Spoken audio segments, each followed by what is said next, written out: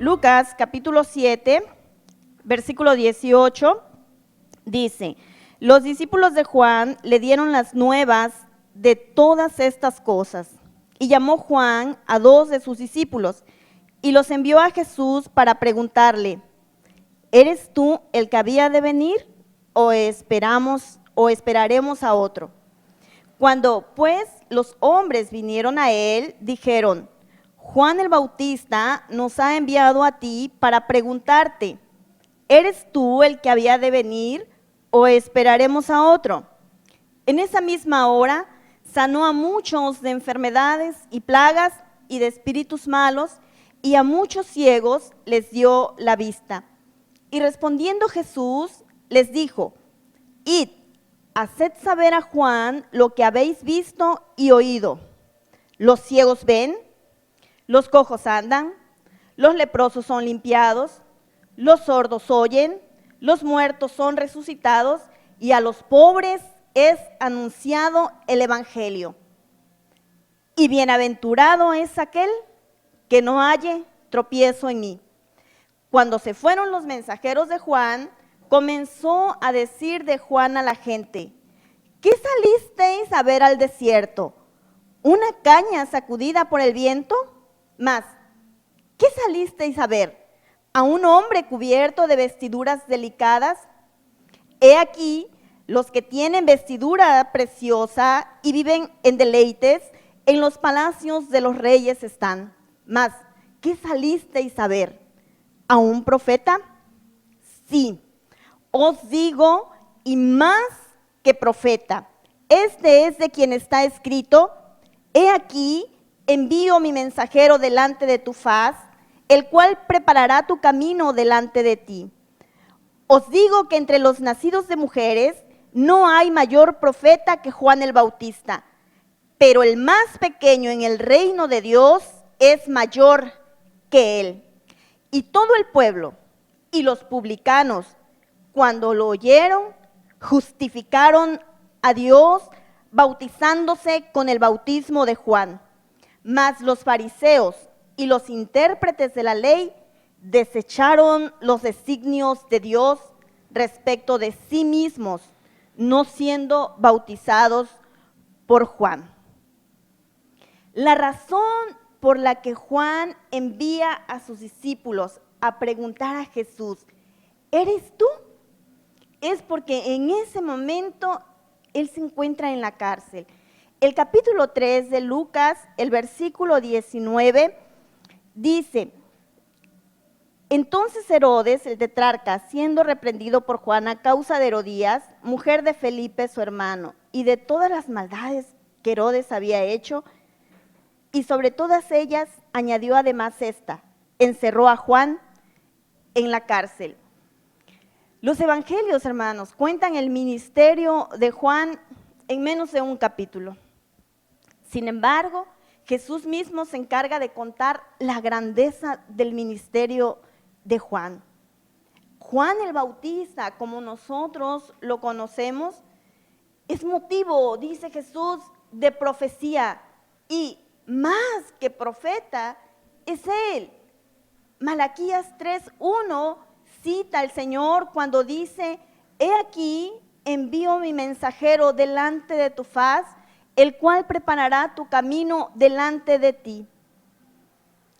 Pero los mensajeros de Juan llegan justo cuando hay gente, el pueblo, entre ellos los publicanos, también los fariseos, los intérpretes de la ley, y el autor del evangelio, que nos otorga datos precisos, como lo hace Lucas en Hechos y en este mismo evangelio, que es el autor él, es para que nosotros comprendamos el contexto de todo lo que está sucediendo, el contexto en que se desarrolla cada escena.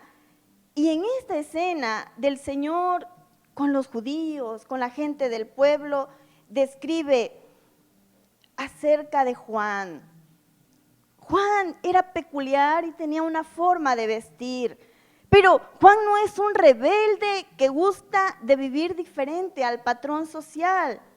Él es un nazareo. Juan no es un flojo que de pronto recibió la palabra de Dios y decidió pregonar un mensaje. Lo rápido de su aparición podría a nosotros hacernos pensar que de niño pasa él rápidamente a ser un mensajero de Dios. Y no es así, porque en el capítulo 1, versículo 8, dice que Juan crecía y se fortalecía en espíritu. Y no solo eso, sino que él cita a la ley y a los profetas. El capítulo 3, el verso 2, dice: y él fue por toda la región contigua al Jordán, predicando el bautismo del arrepentimiento para perdón de pecados. El 4, como está escrito en el libro de las palabras del profeta Isaías, que dice: voz del que clama en el desierto, preparad el camino del Señor, enderezad sus sendas.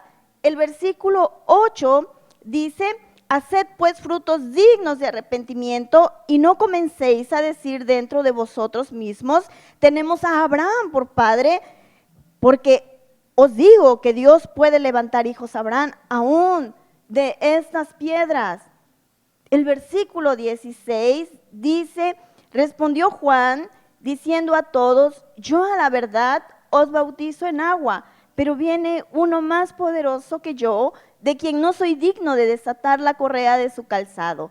Él os bautizará en Espíritu Santo y fuego. Juan es celoso de la ley y los profetas. Él la enseña. Y por esta razón le dice a Herodes, al gobernador de Galilea: estás en pecado. Tú no desconoces la ley y estás en pecado. Capítulo 3, versículo del 1 al 2 nos dice estos datos. Después el capítulo 3, versículo 19 que leímos, está dando también los datos de quién es Herodes. Entonces, la verdad es que Juan está en un grave problema, porque no es acusado por cualquiera, está acusado por Herodes.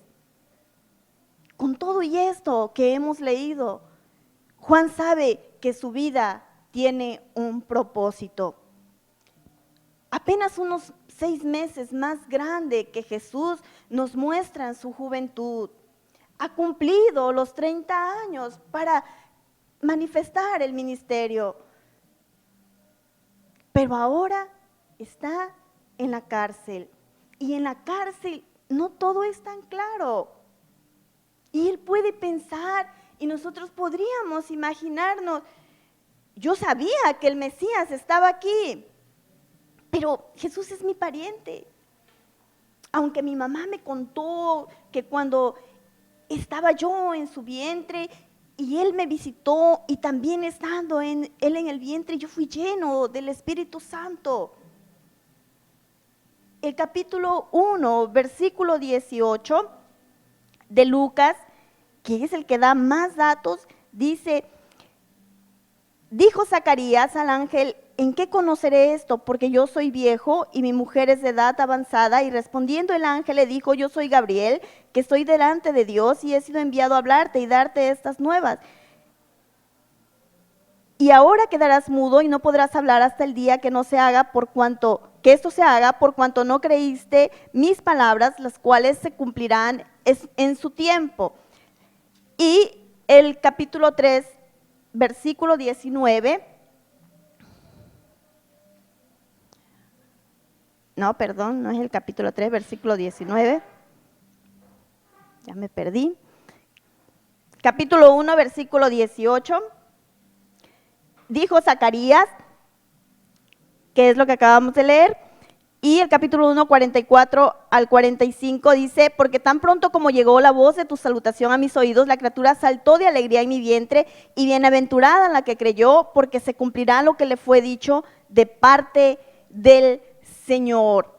Entonces, cuando vino para que yo lo bautizara y oí la voz y vi al Espíritu Santo descender de él, también me hace pensar que él es el Mesías. Pero después se fue, después de ser bautizado, y ni siquiera me pidió ir con él. Y en la cárcel se pueden pensar muchas cosas. Juan puede pensar que él cumple con preparar el camino del Señor, pero ¿será él? Mejor le pregunto, dice Juan, porque aún con todo lo que ha vivido Juan con el Señor Jesús y ha visto, él pregunta, ¿será él? Y podríamos atrevernos a pensar sin dudar tanto, solo dame un consuelo, solo dame una palabra que me diga que eres tú y que yo siga confiando. Y el Señor Jesús entiende esto. Vayan y cuando le pregunten a Jesús, díganle quién los envía. Díganle, soy Juan y quiero saber si eres tú. Encerrado no puedo cumplir mi propósito. Vayan y pregúntenle si es él. Y en respuesta a la pregunta de Juan, nos encontramos que Jesús en esa misma hora sana a muchos. En contraste, el mismo autor escribe en Hechos 5, 12 al 16,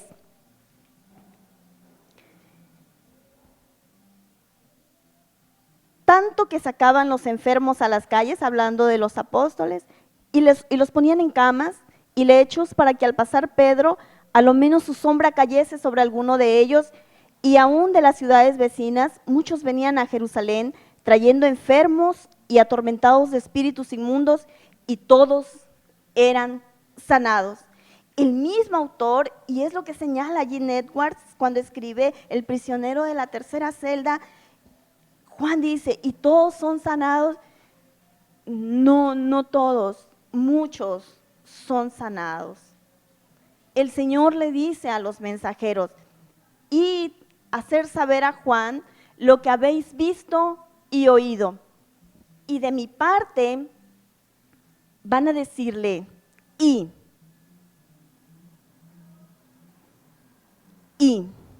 bienaventurado el que no halle tropiezo en mí.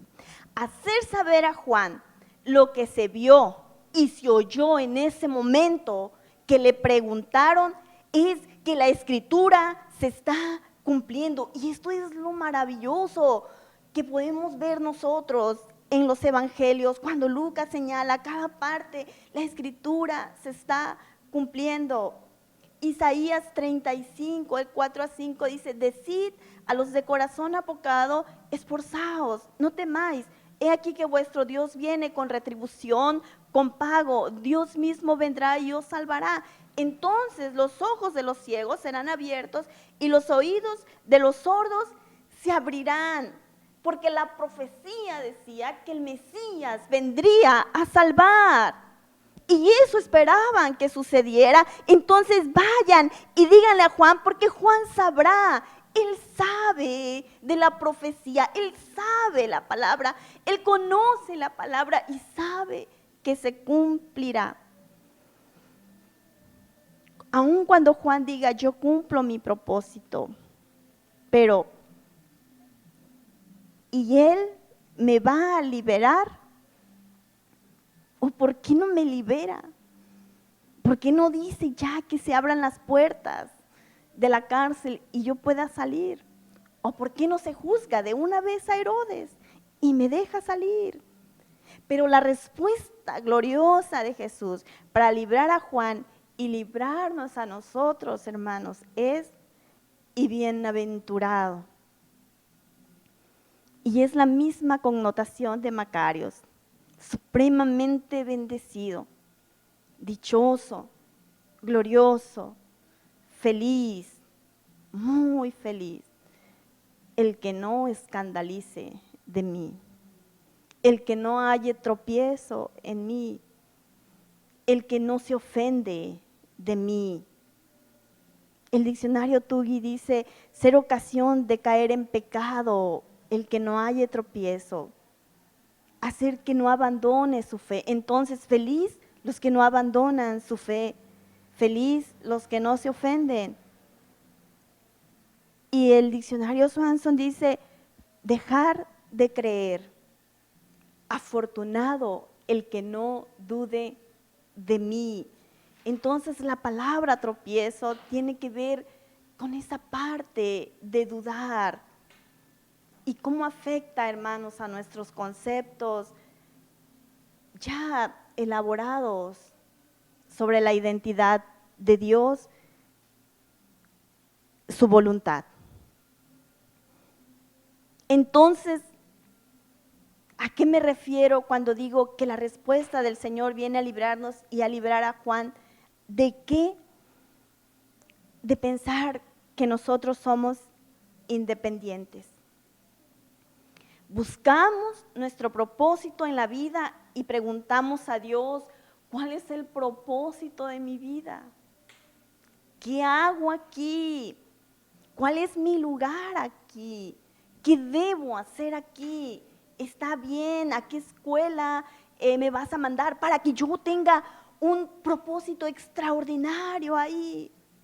Porque pensamos que encontrando o sabiendo nuestro propósito, entonces hallaremos la felicidad, el sentido de la vida.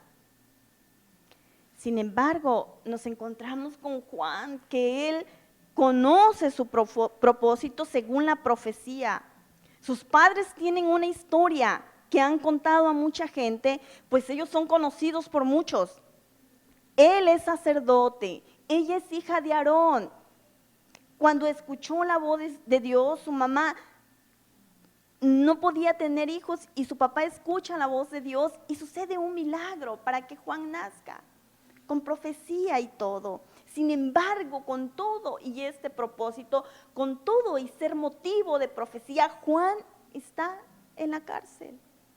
Y la respuesta de Jesús llega a Juan haciéndole ver que no es tu propósito, Juan,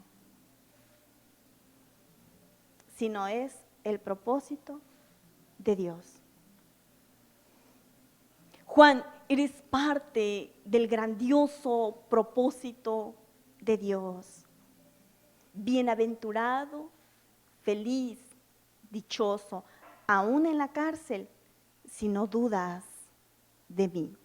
Dios hablando a la vida de Juan, porque nunca, hermanos, se trata de nosotros. Encontrar un propósito para nuestras vidas puede ser decepcionante y puede ser pasajero. Los discípulos de Jesús saben que ahora están con Él y están seguros, pero cuando Jesús se vaya, serán perseguidos y ellos no lo saben.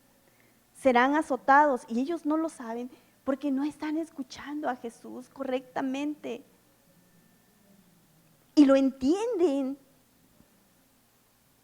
porque las Escrituras nos los dicen, pero en ese momento ellos no saben. Y miren, valiente propósito han encontrado para sus vidas, porque serán perseguidos, azotados, asesinados. Sin embargo, cuando Jesús se va, ellos viven para los propósitos de Él, porque los propósitos de Dios son verdaderos, inmutables y se realizan. Y los discípulos entregan su vida a eso, se desgastan en eso. Los discípulos viven en los propósitos de Dios y comprenden después la respuesta de Juan. Los discípulos de Juan también llevan a la cárcel la respuesta. ¿No me sacará de la cárcel? No. ¿No destruirá a Herodes y reinará él? No. Y entonces dijo esto: descansa en la palabra de Dios, porque la profecía se está cumpliendo. ¿Por qué decimos esto? Los que sabemos por la Escritura la historia de Juan, sabemos que él termina su ministerio decapitado, un asesinato brutal. Lucas 3:19 dice, y de todas las maldades que Herodes hizo, añadió esta, asesinar a Juan. Y sin escandalizarse de Jesús, sin hallar tropiezo en Jesús, sin dudar de la fe de Jesús. Porque cuando los discípulos de Juan se van, Jesús le dice a la gente, ¿qué salisteis a ver al desierto? Y leímos a un hombre vestido de ropas finas, a una paja moviéndose por el viento. ¿Qué salisteis a ver?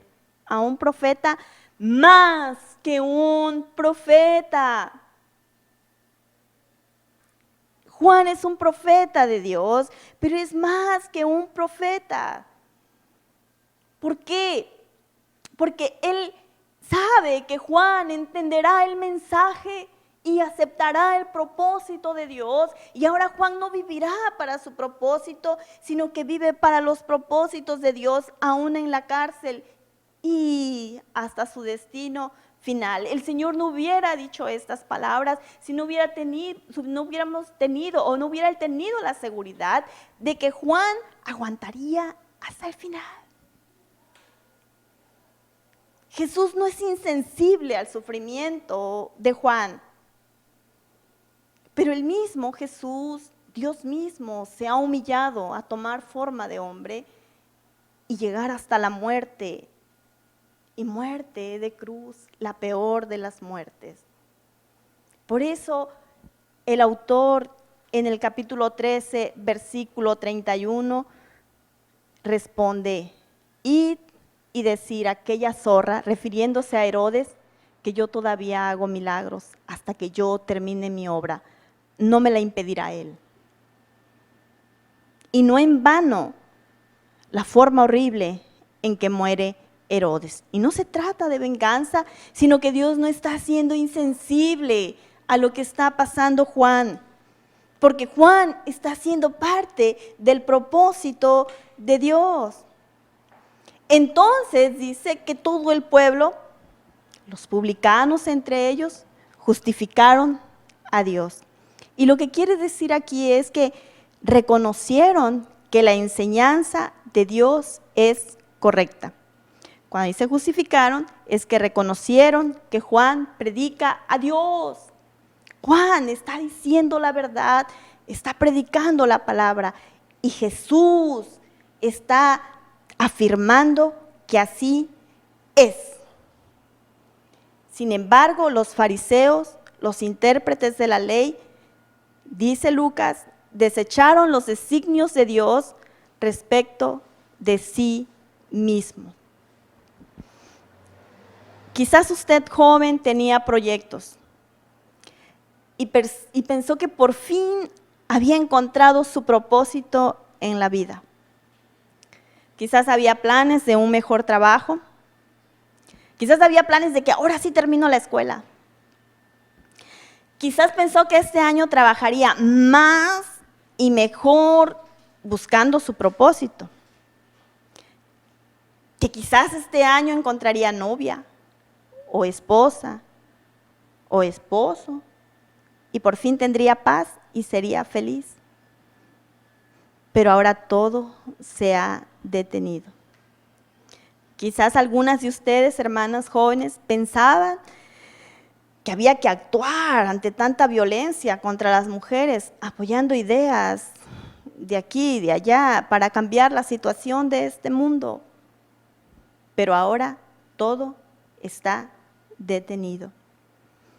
Y lo incierto de la sociedad después de esta situación mundial que estamos viviendo, lo incierto de la economía cuando termine este periodo, lo incierto de la fecha para realizar las actividades normales en la escuela, nos preocupa.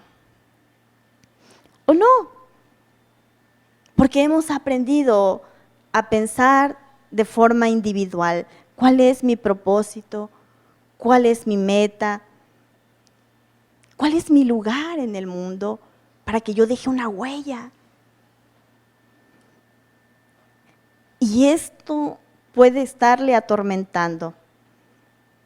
Pero si miramos en la palabra, no se trata de nosotros. Nunca, siempre es el propósito de Dios. Siempre se trata de Dios. Así como la Biblia es la historia de Dios, lo que está sucediendo, hermanos, también es la historia de Dios. Lo que hacemos aquí, en este lugar, no es hacer iglesia, porque la iglesia se reúne y alaba a Dios junta, unánime. No deja de congregarse. Pero estamos esperando que se cumpla el propósito del Dios soberano que ha permitido esta situación, hablándonos de esta forma. Estamos esperando en que Dios tiene el control de todas las cosas. El propósito que Dios tenga en esta situación, siempre lo vamos a encontrar en la palabra. Y nosotros, hermanos, tenemos la opción de las personas que estaban escuchando cuando Jesús recibió a los mensajeros de Juan. Tenemos la opción de los del pueblo y los publicanos de decir los designios de Dios, la enseñanza de que Dios tiene el control y es soberano, es verdad. Cuando ha dicho en su palabra que Él va a hacer y que va a actuar, es verdad. Cuando dice en su palabra que menos yo y más Él, y que Él va a crecer en mí y va a formarme conforme a su imagen y semejanza, es verdad, para que cumpla sus propósitos y no mis propósitos vanos. Y como decía mi esposo el miércoles, queremos pedir para nosotros y no sabemos pedir como conviene, porque nunca sabremos qué es lo mejor. Pero si aceptamos que la enseñanza de Dios es que Él es el que tiene la soberanía, que es verdad cuando Él dice que su voluntad es perfecta, entonces podemos decir como el pueblo y los publicanos, haz tu voluntad, pero yo dentro de ella. Camino en tus propósitos, porque yo me hallo en ti. Yo me encuentro en ti. No necesito andar buscando un propósito a mi vida y ver dónde encajo, en dónde encuentro el motivo, dónde encuentro la razón de mi existencia, dónde encuentro la felicidad suprema, dónde encuentro por fin la paz. No, en Dios es donde me encuentro en donde estoy, encuentro mi lugar, encuentro la paz y la tranquilidad en el propósito perfecto de los designios de Dios. Yo soy parte del propósito de Dios. Se trata de Dios, no de mí. Corrija su camino, joven. Corrijamos nuestro camino, hermanos. Tenemos hoy la opción y más aún tenemos hoy el tiempo de inquirir en la palabra, de ahondar en la palabra. Tenemos hoy el tiempo, el glorioso y preciado tiempo que siempre está en la soberana mano de Dios. Y la otra opción es la de los fariseos, los intérpretes de la ley, de desechar a Dios y seguir buscando mi propósito individual, siempre buscando sin estar satisfechos. Y quizás hasta preguntándole a Dios, ¿cuál es? ¿Dónde está mi lugar? ¿Cuál es el propósito para mí? Pero sin querer escucharlo.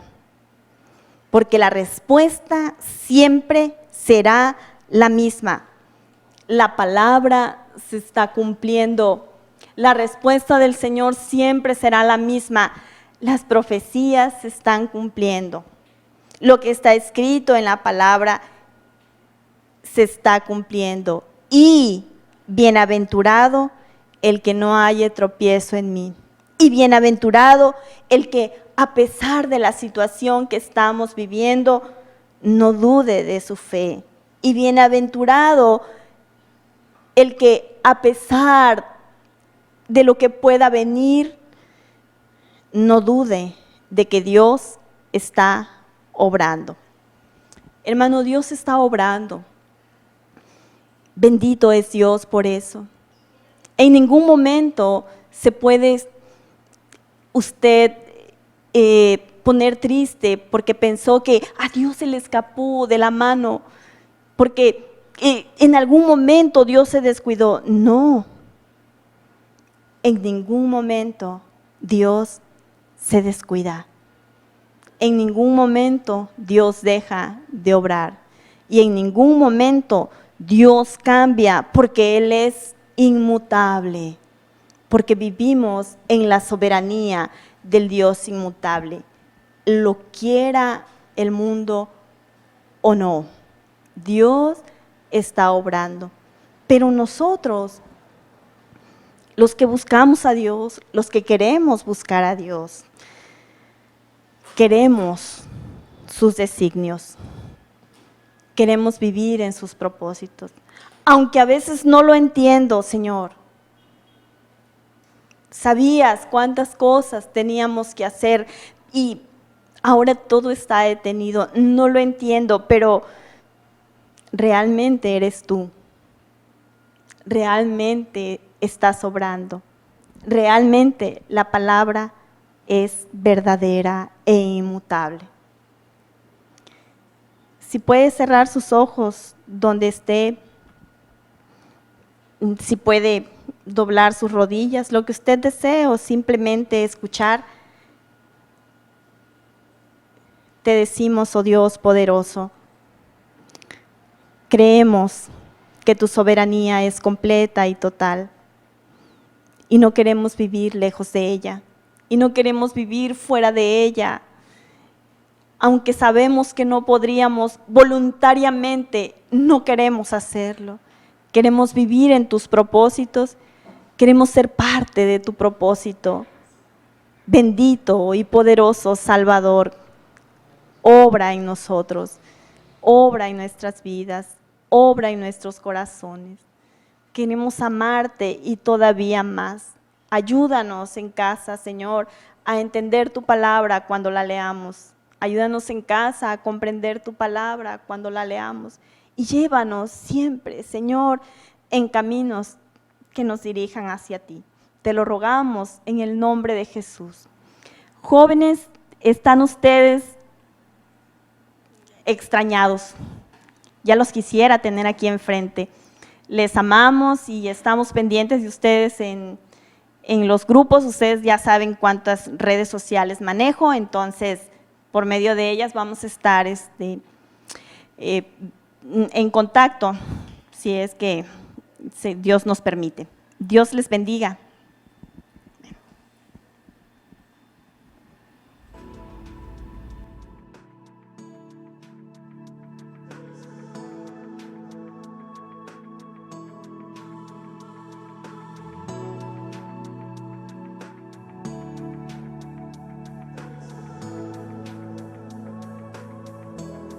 Persigues mi alma,